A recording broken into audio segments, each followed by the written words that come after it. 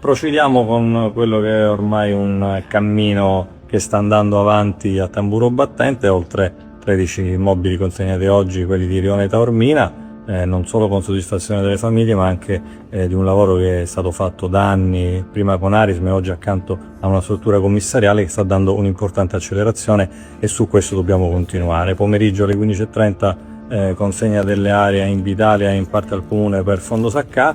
Il risanamento è complessivo e riguarda tutte quelle azioni che stiamo portando avanti in sinergia con la struttura commissariale.